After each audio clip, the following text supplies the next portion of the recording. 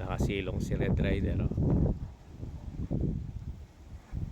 Sampling mo tayo dito sa bayan ng Santa Ana. Presko dito.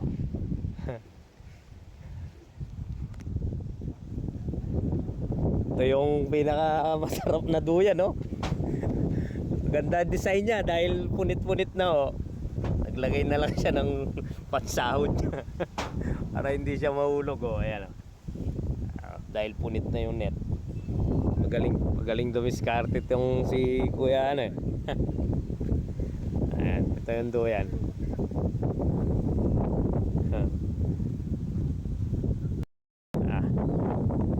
Nalobat si boss, no? Siya nalobat, no? Ito. Ayan. Lakas ng hangin dito. Kaya kuya, maganda yung oxygen ng fish pan, no? Kaya suswertihin ka dito sa lugar mo na to. Kahit ako lang alam kong magandang lugar to. Liblib po siya, hindi pansinin. Kahit makapal po yung isda, hindi nakikita ng karamihan dahil nasa sulok. Maganda yung pinaka pwesto niya.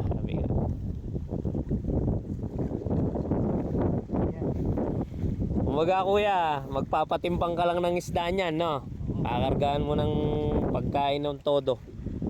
Tapos dala-dala yun sa katawan ng isda. Kaya sa timbang, doon kasi nagtatrabaho yung hanap buhay ng may-ari ng fish pan. Sa timbangan. Tonelada, abi nga. Yan. Nakitang pa ba to? Ibaba mo. Yan, ibaba mo siya. Yan. Okay, pa ba to? Oh, pa ba to? Okay. Yan, angat. Iyon. Ganun lang, oh. Pati ako tumulong na yan.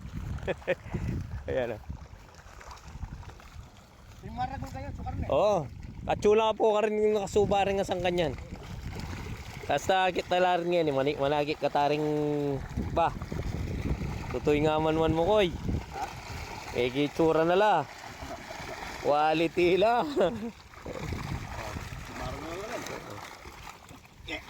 Dito pa lang, ha. Diyan pa lang yan. Ba. Magliliming 20% Oh. malati. Di kayo. Ibas. Quality. Malati mo. Ganda pala. Pandaing lang yung daw mo. Malati mo. Ba, kaya rin nga sana nanini ko ay 3, 4, 5, 6. Na. 3, 4, 5, 6 na. Ano? Tatuan. Kaya yung isda patatabain lang muna namin para makagain ng timbang uli. Tapos, yun. Malati mo ko. Tira tayo ng schedule. Ayan o yung isda natin. Ilang hektarya o ito, kuya? Bali 12. Hindi, yung ito lang. 6. 6 na hektarya. Ilang tonelada ho ang expect natin dito? Mga 20 siguro yung ano ko dyan. 20 tonelada. Napakasarap pong tinata. Alambitin daw po.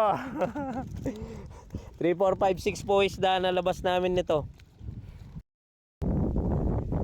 Ayan o yung i-schedule natin sa 15 ngayong January.